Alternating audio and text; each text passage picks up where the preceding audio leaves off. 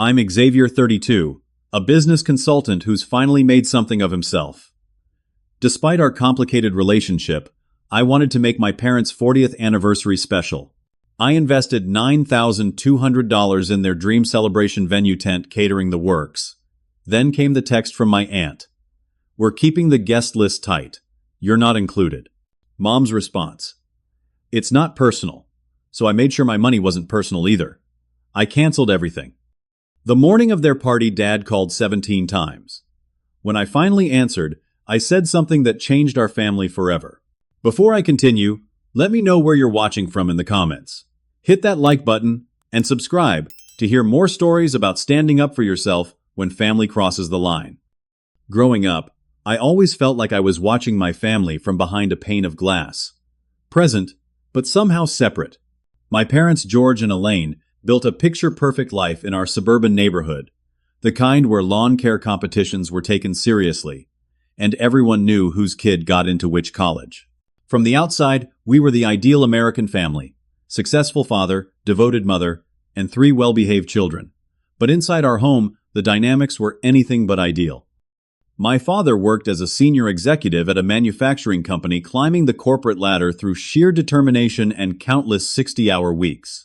My mother managed the social calendar with military precision, ensuring our family maintained the right connections and appearances. They weren't bad parents, they provided everything we needed materially.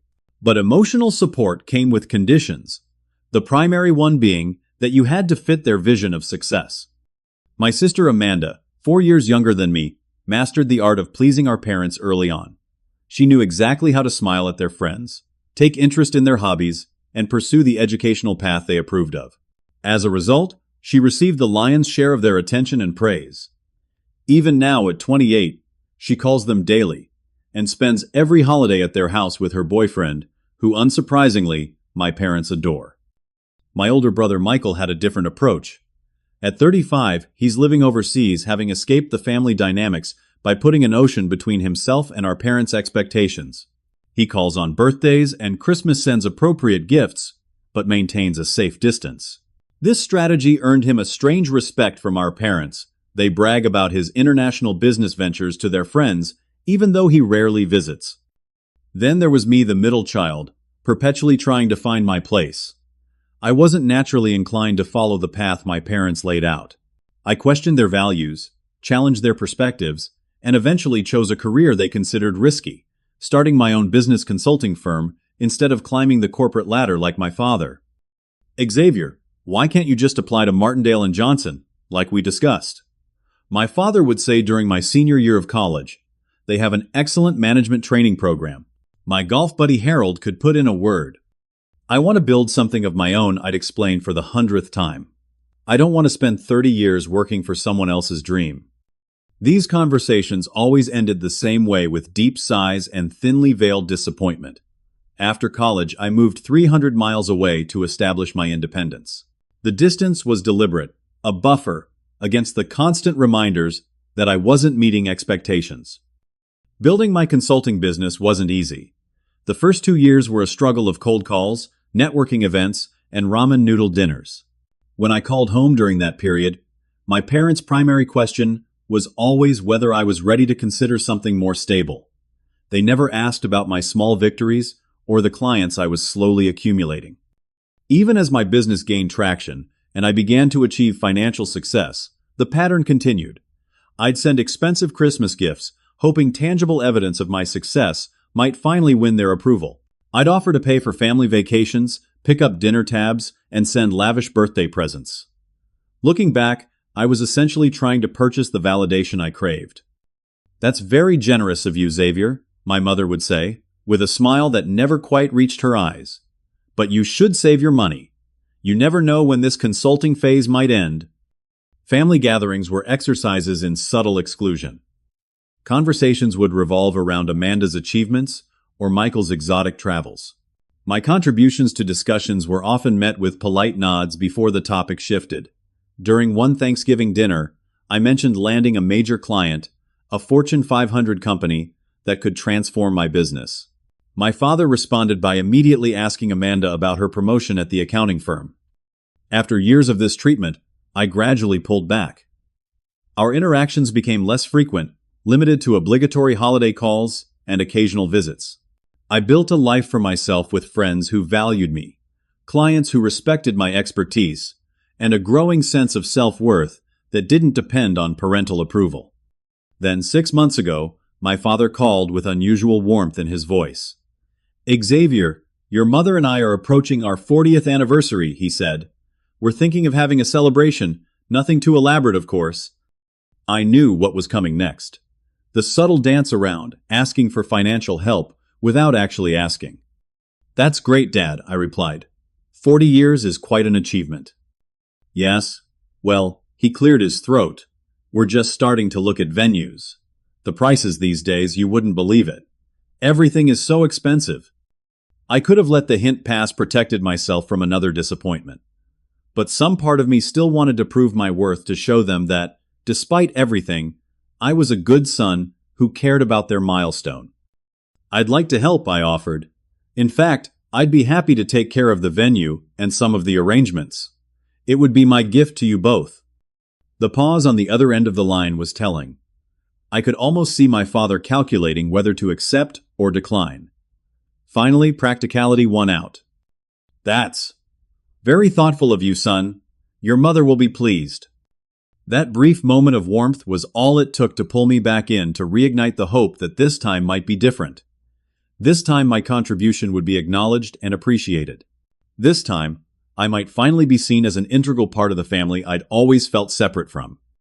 I had no idea how wrong I was. The planning process began with enthusiasm. I contacted Jasmine Reynolds, an event planner whose reputation for creating memorable celebrations made her in high demand. We met at a cafe near my office, where I explained my vision for an anniversary party that would honor my parents' 40 years together. "I want it to be elegant, but not stuffy," I told her, stirring my coffee. "Something that reflects their journey together." Jasmine nodded already, jotting notes. "Do they have a favorite location or venue type? Some couples prefer gardens, others historic buildings with character." That question sent me on a research mission. I discreetly asked my sister Amanda about places our parents had mentioned over the years.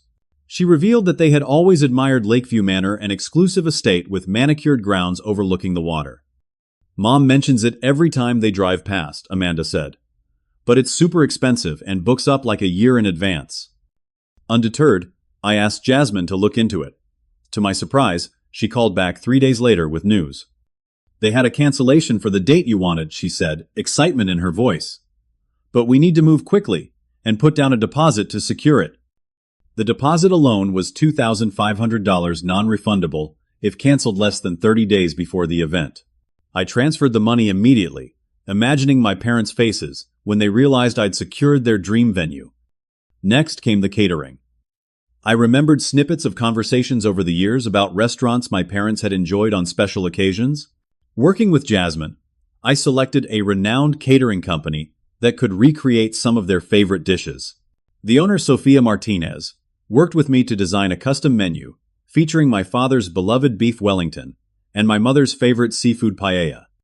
We can also include a selection of wines paired with each course Sophia suggested during our tasting session, and a champagne toast, of course.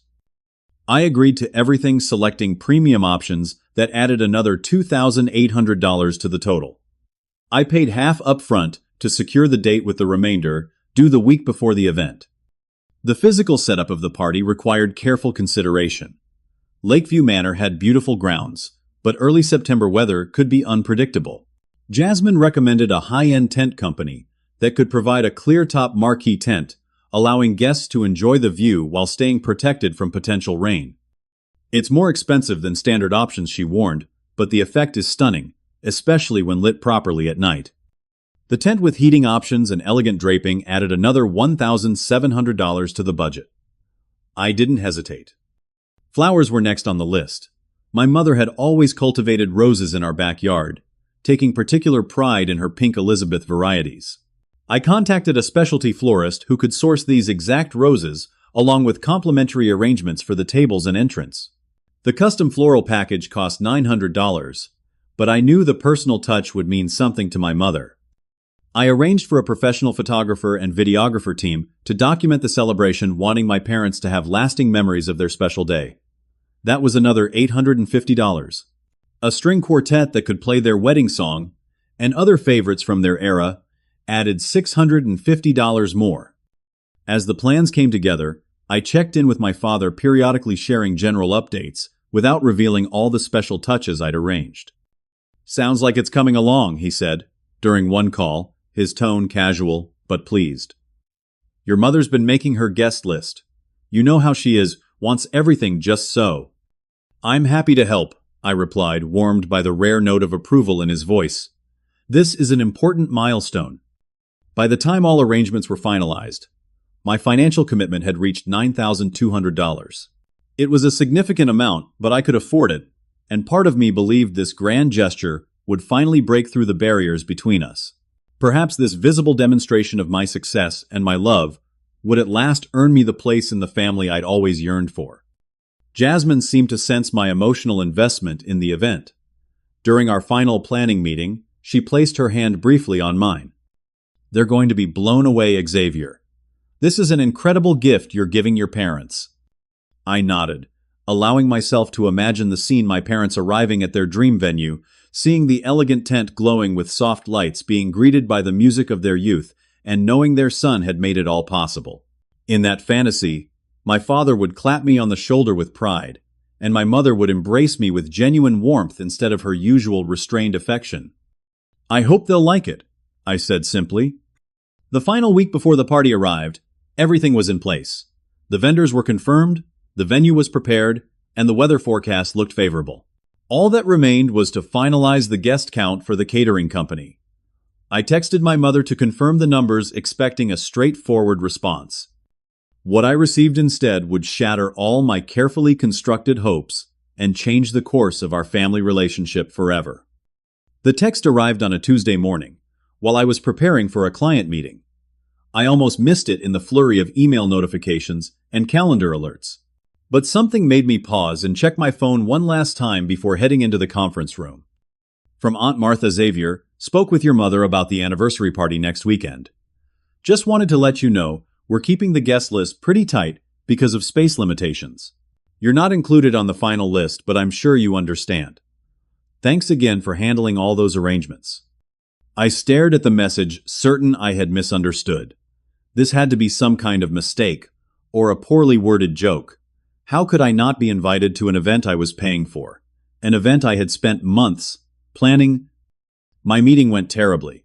I couldn't focus on the client's questions, my mind constantly returning to that text message. As soon as I was free, I called my mother, hoping for clarification. "Mom, I just got a strange message from Aunt Martha about the anniversary party," I said when she answered. She mentioned, "I'm not on the guest list. That can't be right." The pause before she responded told me everything I needed to know. "Oh, Xavier," she said, her voice carrying that familiar tone of gentle dismissal. "We had to make some difficult decisions about the guest list. The venue can only accommodate so many people comfortably."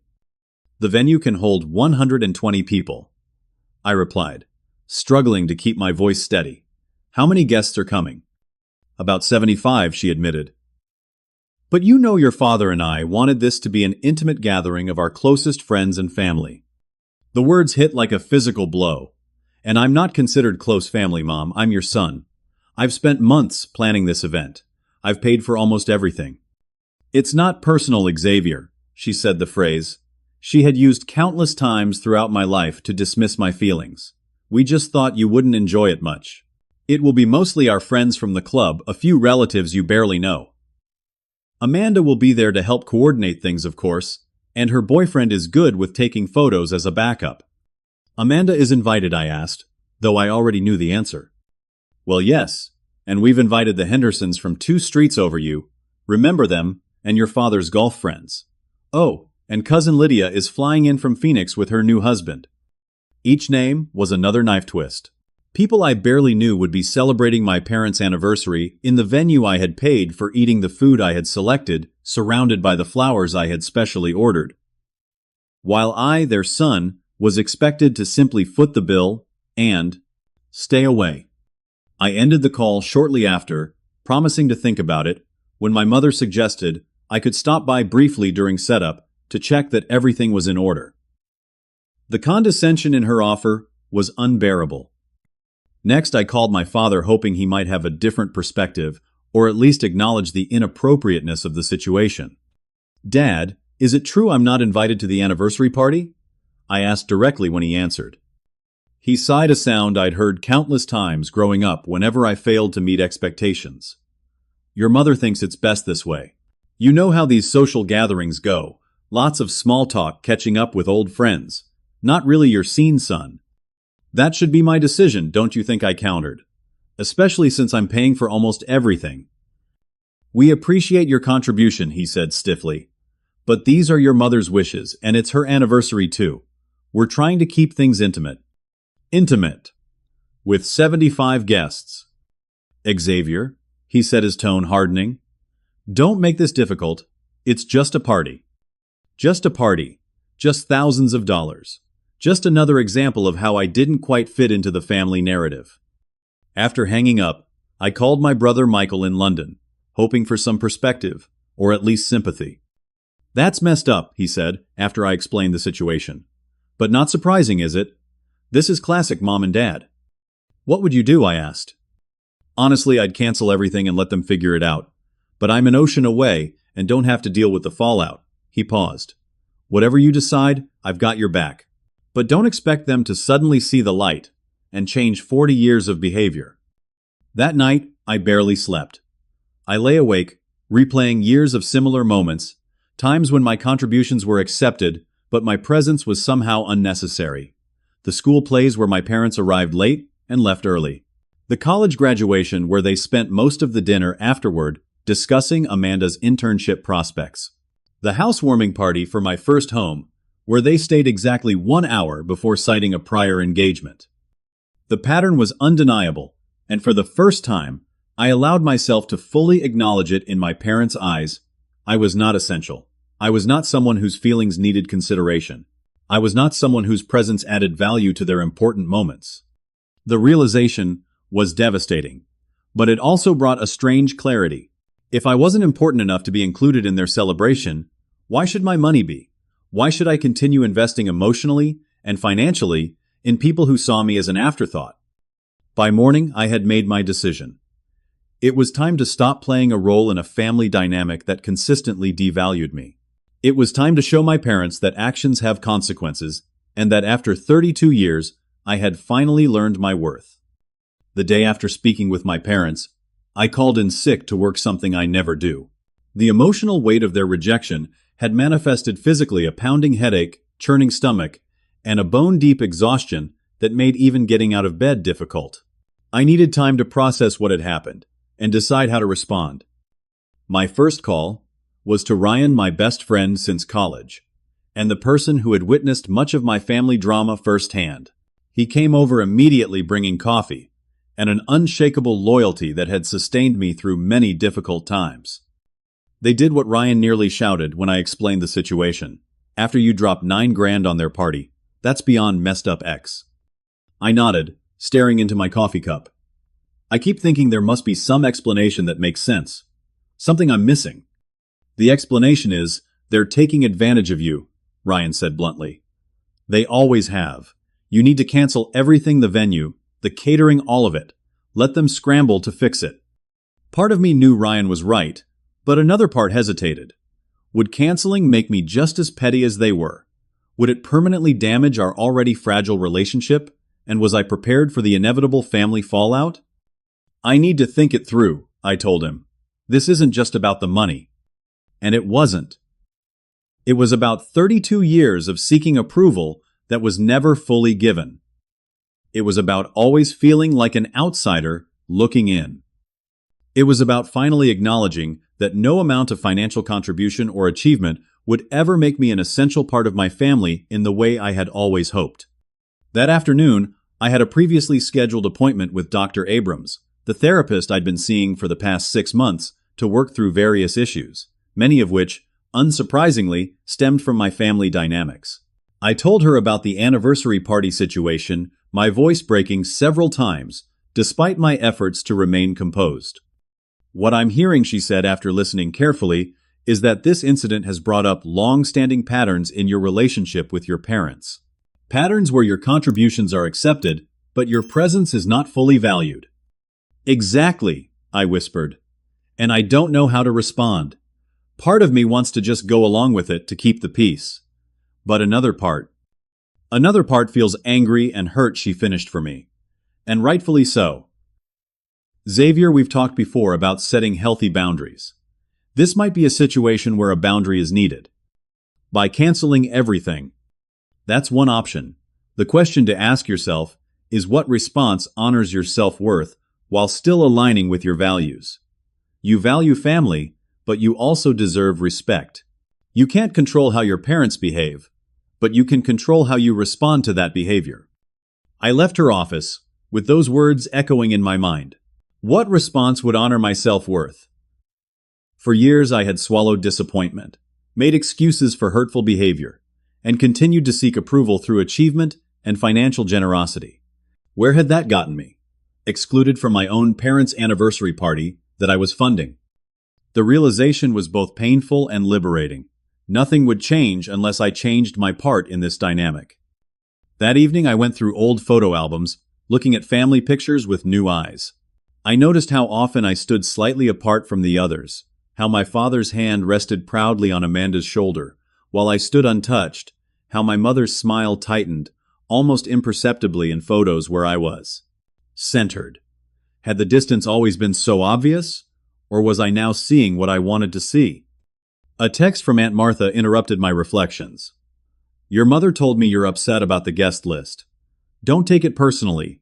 We all appreciate your financial contribution. Perhaps you could join us for brunch the next day instead. The suggestion that I should be satisfied with leftovers both literally and figuratively was the final straw. The hurt that had been simmering inside me crystallized into anger. Not a destructive rage, but a clarifying fury that burned away doubt and hesitation. I spent the next day researching my options. I reviewed all the contracts I had signed with vendors noting cancellation policies and deadlines. I spoke with my bank about payment reversals. I consulted with a lawyer friend about my legal rights regarding the deposits I had made. The conclusion was mixed. I would lose some money in non-refundable deposits, but most of the funds could be recovered or at least frozen before final payment. The tent rental company had a 72-hour cancellation policy with only a 20% fee. The catering company's final payment wasn't due until 3 days before the event.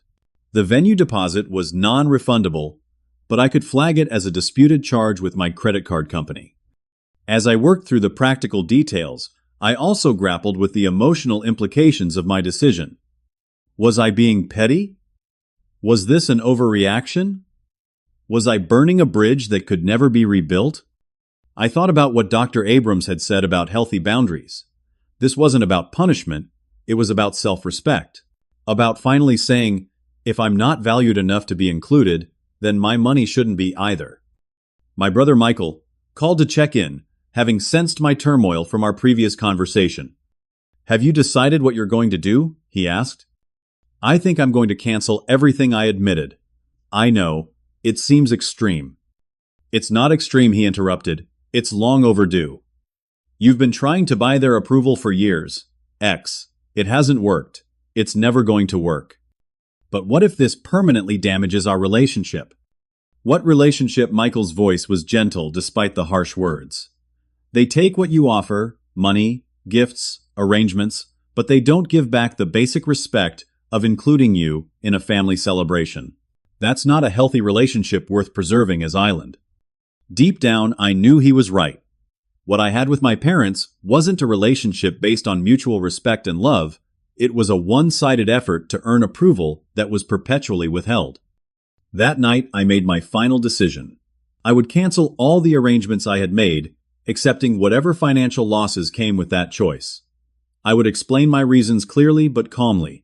And most importantly, I would begin the difficult work of accepting that the family relationship I had always wanted might never be possible. It wasn't about the money. It never had been. It was about finally standing up for myself and saying I deserve better than this. I deserve to be valued for who I am, not just for what I can provide. With that resolution came an unexpected sense of peace. For the first time in my adult life, I wasn't trying to calculate what gesture might finally win my parents' approval. I wasn't strategizing how to fit into their narrative. I was simply honoring my own worth, whatever the consequences might be. The road ahead would be difficult, but as I prepared to make those cancellation calls the next morning, I felt something I hadn't experienced in relation to my family for a very long time: the quiet dignity of self-respect. The morning I began canceling arrangements dawned clear and cool, ironically perfect weather for an outdoor celebration. I approached the task methodically, starting with a call to Jasmine, the event planner who had worked with me from the beginning. "Xavier," she answered brightly. "I was just about to call you.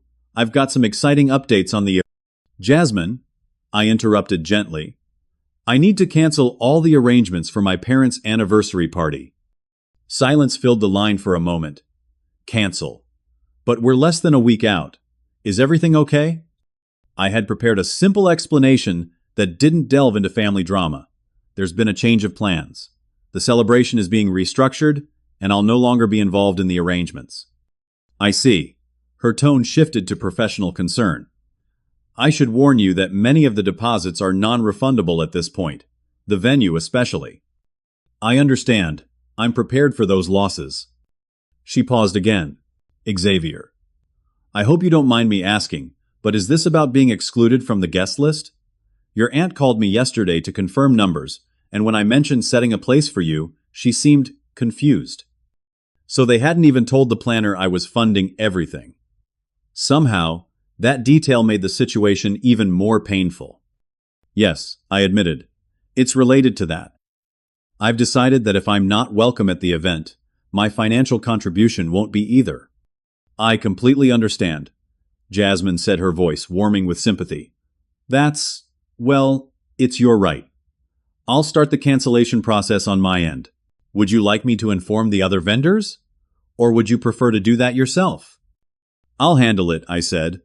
But thank you for the offer and for all your work up to this point. After ending the call with Jasmine, I moved on to the tent rental company. The representative was professional, but clearly disappointed to lose the business. We have a 72-hour cancellation policy, sir, he explained. Since we're within that window, there will be a 20% fee charged to your card. That's fine, I said, calculating quickly that 20% of $1,700 was $340, an acceptable loss under the circumstances. Next was the catering company. Sophia Martinez, the owner, took my call herself.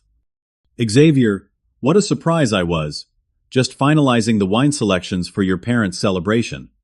I apologize for the short notice, Sophia, but I need to cancel the catering order for that event. Her concern was immediate. Has something happened?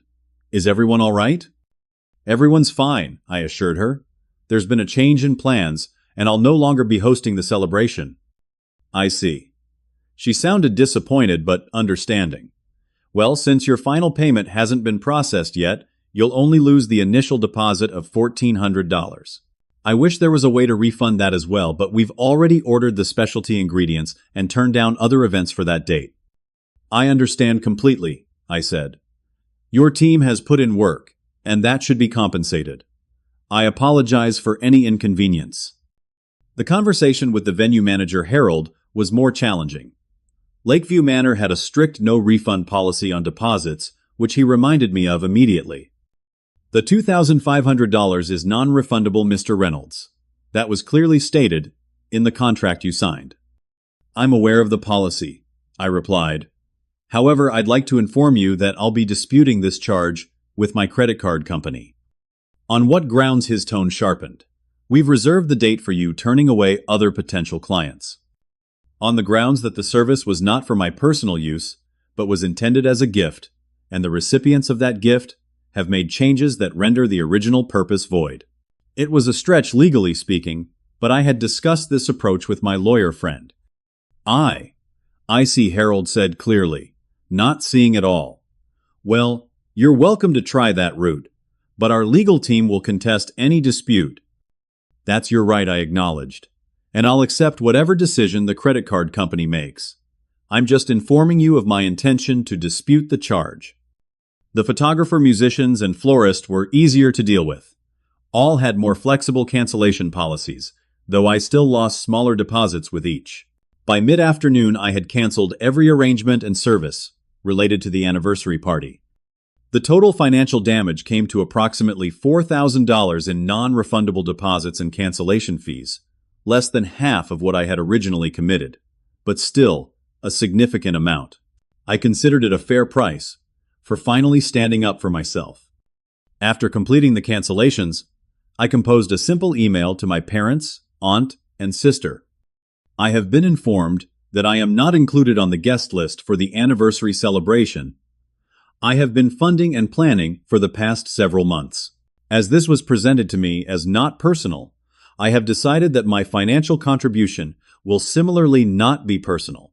I have canceled all arrangements I made, including the venue reservation, tent rental, catering, flowers, photographer, and musicians.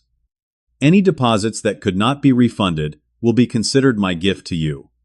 I wish you well in making alternative arrangements. Xavier. I sent the email, then immediately set up an auto response for any messages from family members. I am taking some time to focus on work and personal matters. I will respond when I am ready to engage further. The final step was turning off notifications from family members on my phone. I knew the backlash would be immediate and intense, and I needed space to maintain my resolve in the face of what would undoubtedly be a barrage of guilt, anger, and manipulation. As I completed these practical tasks, I felt a complex mixture of emotions. There was grief for the relationship I had always wanted, but never truly had. There was anxiety about the confrontation that would inevitably come. But underneath those feelings was something new, a quiet pride in finally standing up for myself, in refusing to accept treatment that diminished my worth. Ryan called that evening to check in. "Did you go through with it?" he asked. "All done," I confirmed. "Everything's canceled." "How do you feel?" I considered the question carefully.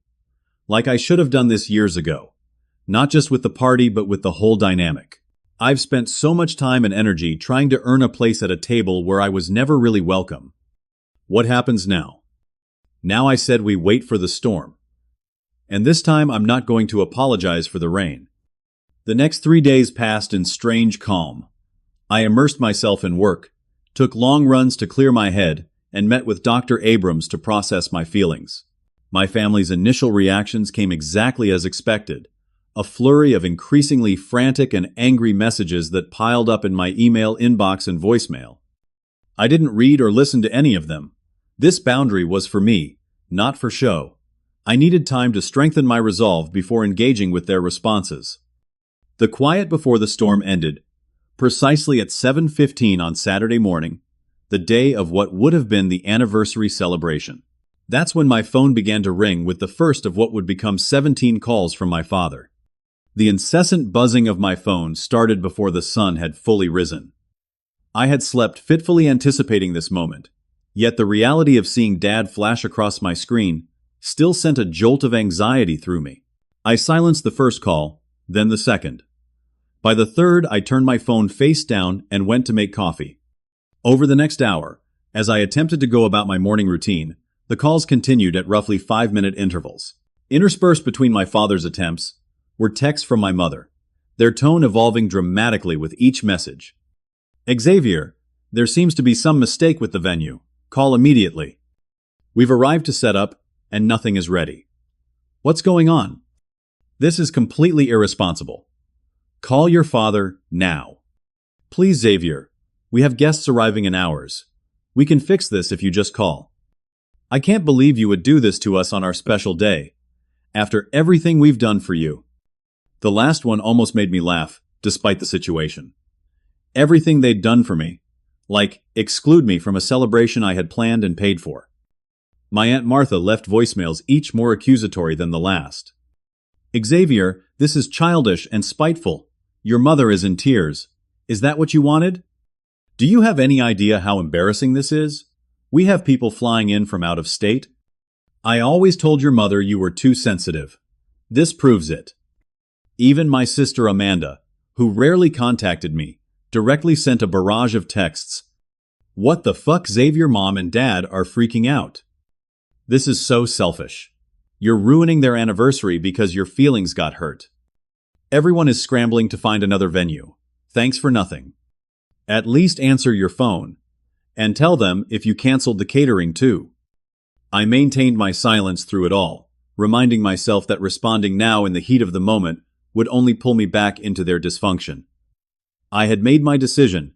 I had taken action based on that decision. Now I needed to stand firm in the face of the inevitable pushback. Around 9:30, the venue manager called. I decided to answer that one. Mr. Reynolds, I have your parents here insisting there's been a mistake with their reservation. They're claiming they confirmed everything yesterday. There's no mistake, I said calmly. As I informed you 3 days ago, I canceled the reservation and am disputing the deposit charge. Did they not receive my email explaining this? I wouldn't know about that, Harold said awkwardly. But they're quite upset and demanding we honor the original arrangement. That arrangement was made by me in my name. With my payment information, I reminded him. I have canceled it. What happens next is between you and them, but I am no longer involved in this event. After hanging up, I received a text from Ryan. Just drove by Lakeview Manor out of curiosity. Total chaos. Cars everywhere. Your dad yelling into his phone, your mom crying on a bench. Aunt Martha looks like she's about to explode. The image should have brought satisfaction. They were facing the consequences of their actions after all. Instead, I felt a hollow sadness. This wasn't how any of us had envisioned this day unfolding. By 10:45, the catering company had also called to verify the cancellation, as my parents were apparently trying to convince them there had been a mistake. Sophia was sympathetic but firm in upholding my cancellation. The calls from my father continued throughout the morning, reaching a total of 17 by early afternoon. I maintained my silence, though each missed call made my resolve waver slightly. Was I being too harsh? Should I at least explain myself directly? Then I remembered all the times I had tried to explain my feelings over the years, only to be dismissed or told I was being too sensitive. I remembered being excluded from family photos because I hadn't worn the right color. I remembered birthdays forgotten because Amanda had a school event the same week. I remembered 32 years of being an afterthought in my own family. My resolve strengthened. This wasn't about revenge. It was about finally demanding the respect I deserved. At exactly 2:15 in the afternoon, when the anniversary celebration would have been in full swing, I decided to answer my father's call. It was time. Xavier. He barked the moment the line connected. What the hell have you done? Do you have any idea of the disaster you've caused? I took a deep breath. Hello, Dad. Yes, I know exactly what I've done. I canceled the arrangements for a party I wasn't invited to attend. This is childish and spiteful, he sputtered. We have 60 people standing around in the park across from Lakeview Manor because we couldn't get inside. The catering never showed up. Your mother is devastated. I'm sorry you're experiencing this inconvenience, I said, keeping my voice steady. But as Mom said, it's not personal. I simply made a business decision not to fund an event where I wasn't welcome. Not welcome. What are you talking about? This was a small gathering for close friends and family. A small gathering of 75 people that excluded your own son, the son who was paying for everything. There was a moment of silence before he tried another approach. Look, there was a misunderstanding. Your mother thought you wouldn't enjoy it. We can sort this out. Just call the venue and caterer and tell them it was a mistake. It wasn't a mistake, Dad. It was a choice, your choice, and Mom's choice to exclude me. And then my choice to withdraw my financial support. Choices have consequences. I heard my mother's voice in the background asking for the phone. After some shuffling, her voice came through tight with anger and tears. Xavier, how could you do this to us? On our anniversary? Do you hate us that much? I don't hate you, Mom, I said quietly. But I don't accept being treated as an ATM rather than a son. If I'm not important enough to be included in your celebration, then my money isn't important enough to fund it. This is about the guest list. We told you it wasn't personal. The venue has space limitations. The venue can hold 120 people, I interrupted. You invited 75, including the Hendersons from 2 streets over, and Dad's entire golf club. Space wasn't the issue. I was. You're blowing this out of proportion, she insisted, her voice shifting from anger to a placating tone. I recognized all too well. We've always included you in family events. Have you really? Because from where I stand, I've spent my entire life trying to earn a place at your table. I've achieved professional success, financial stability, created a life I'm proud of. And none of it has ever been enough to make me a priority in this family. That's not true. We've always been proud of you. Proud enough to exclude me from your anniversary celebration. Proud enough to tell me it's not personal when you cut your own son from the guest list of an event he's funding. That's not pride, Mom. I'm not sure what it is, but it's not pride, and it's certainly not love. The line went quiet for several seconds. When my mother spoke again, her voice had hardened. So, this is your revenge. Humiliating us in front of our friends, making us scramble to save our anniversary celebration. No, Mom. This is me finally refusing to participate in a family dynamic where I'm valued for my wallet but not my presence. This is me setting a boundary after 32 years of trying to earn your approval and never quite managing it. I heard my father's voice in the background demanding the phone back. After more shuffling, his angry voice filled my ear again. You listen to me, Xavier. You will call the venue and caterer right now and fix this mess. You will apologize to your mother for ruining her special day. And then we will discuss your behavior like adults. Something in his tone, the absolute certainty that I would comply, that I could be ordered to fall in line, crystallized every feeling I'd been processing over the past week. No, Dad, I said with a calm that surprised even me. I won't be doing any of those things. What I will do is this. I'll continue building a life filled with people who value me for who I am, not what I can provide. I'll continue setting healthy boundaries with people who don't respect me. And I'll be open to rebuilding our relationship when, if you're ready to see me as a son, worthy of inclusion, rather than just a convenient source of funding. Is that an ultimatum, he demanded? It's a boundary, I corrected. There's a difference. Well, while you're feeling so righteous about your boundaries, think about this. You've not only hurt your mother and me, you've embarrassed us in front of our entire social circle. People we've known for decades witnessed this disaster. How do we explain that our own son sabotaged our anniversary celebration? The truth might be a good start, I suggested. You could tell them you excluded your son from an event he was paying for, and he decided to withdraw his financial support. It's pretty straightforward. I heard my mother's voice again in the background, something about making a scene, and what will people think? They're all talking about heading to the country club to salvage the day, my father said, his voice slightly distant, as if he'd pulled the phone away. Your mother is upset we don't have the anniversary cake we ordered. I'm sure the country club will accommodate you, I replied.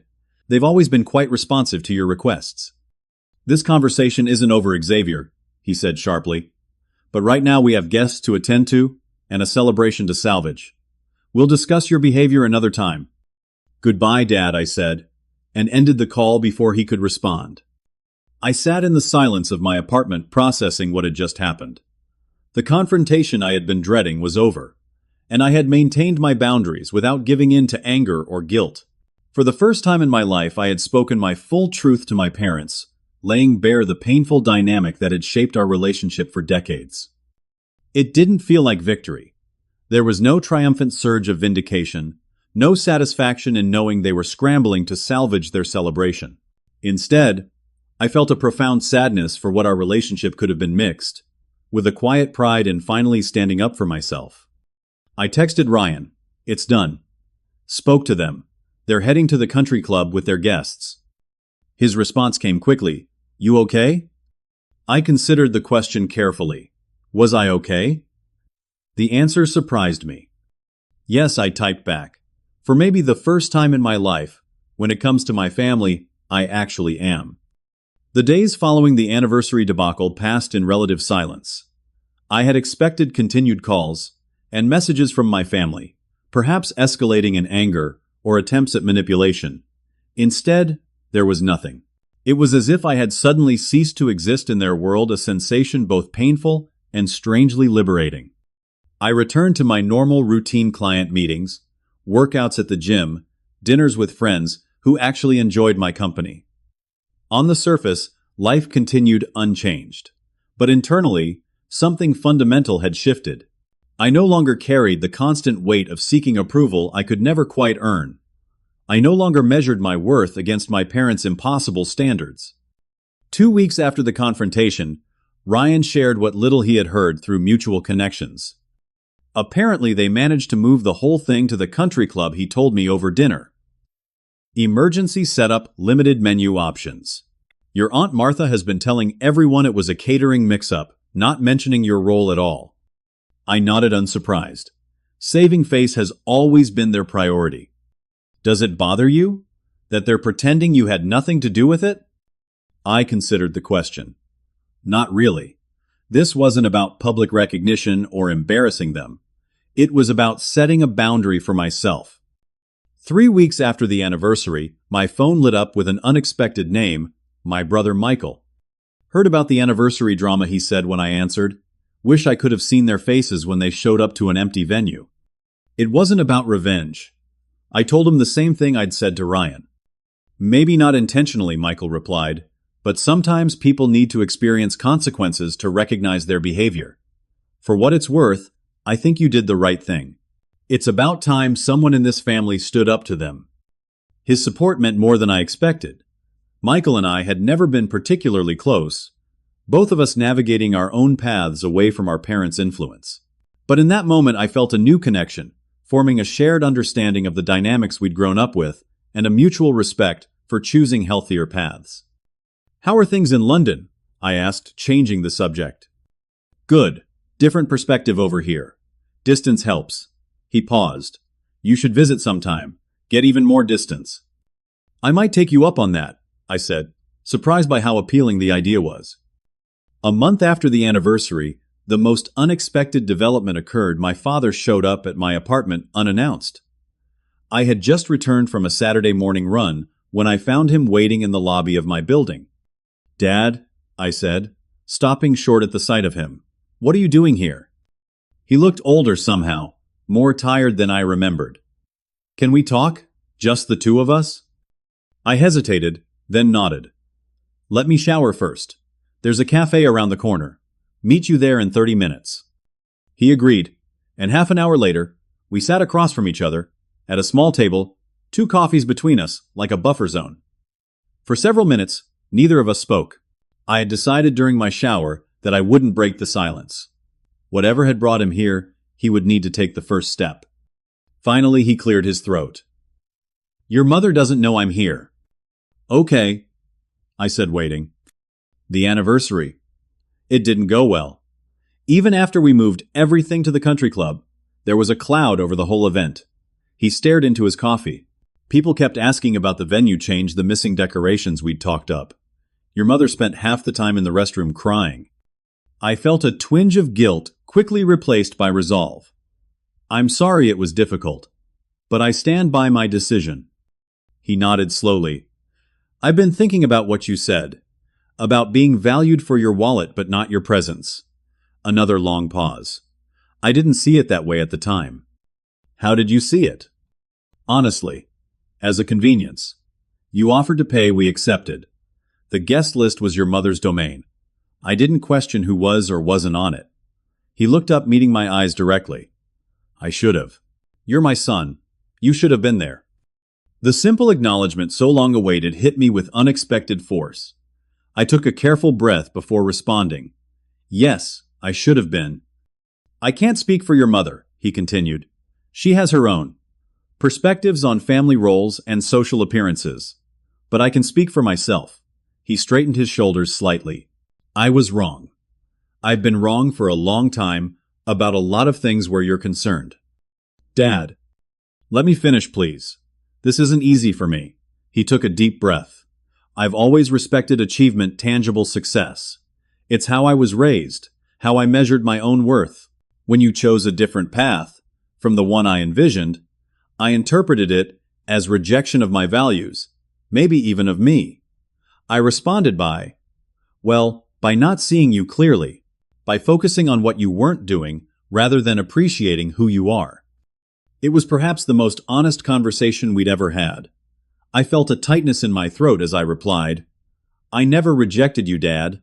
I just needed to find my own way. I know that now, or I'm trying to know it." He offered a small, sad smile. The anniversary situation made me take a hard look at our relationship, at how I have treated you over the years. It's not a flattering picture. No, I agreed quietly. It's not. I'm not asking for immediate forgiveness, he said. I don't expect one conversation to fix decades of whatever this has been. But I wanted you to know I'm thinking about these things. Seeing things I should have seen a long time ago. I nodded, uncertain how to respond to this unexpected vulnerability from a man who had always presented himself as infallible.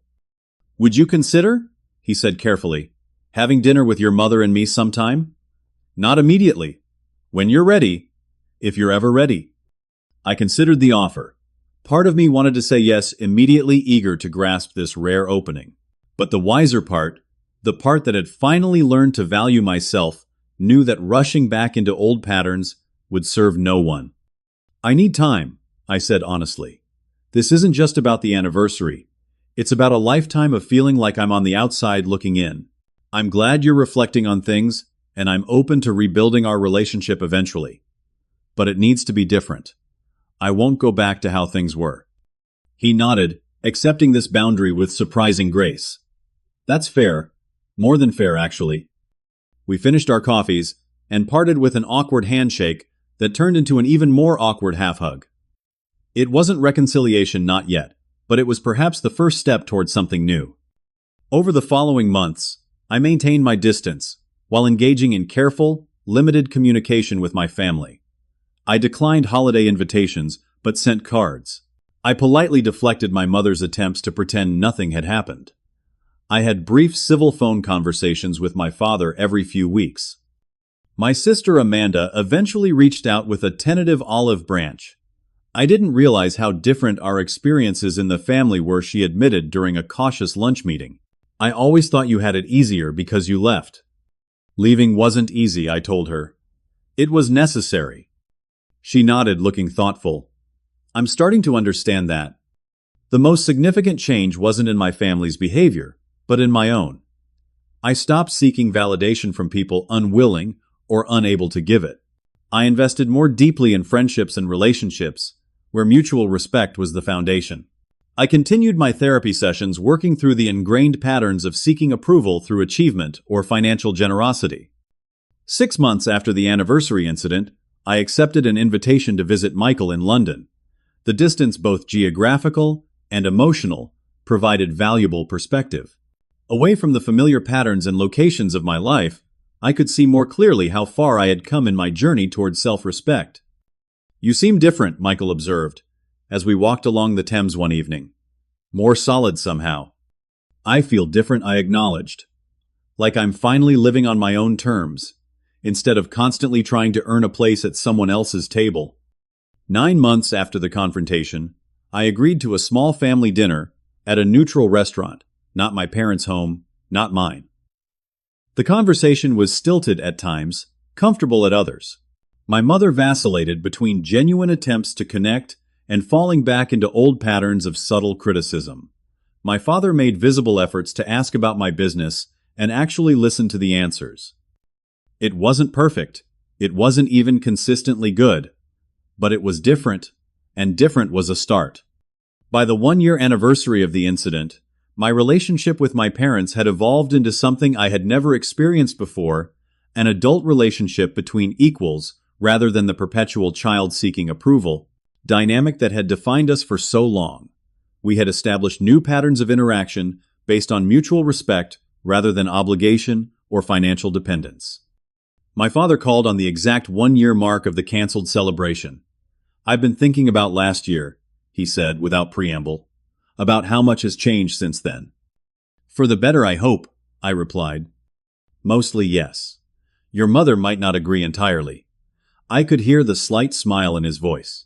"But I've come to realize something important. I'm prouder of who you are than what you've achieved." I should have seen that distinction much earlier. The words I had longed to hear for decades finally arrived, not because I had managed the right achievement or provided the right financial gesture, but because I had finally stood firm in my own worth. "Thank you for saying that, Dad," I said quietly. "It means a lot." 2 weeks later, I received a formal invitation in the mail.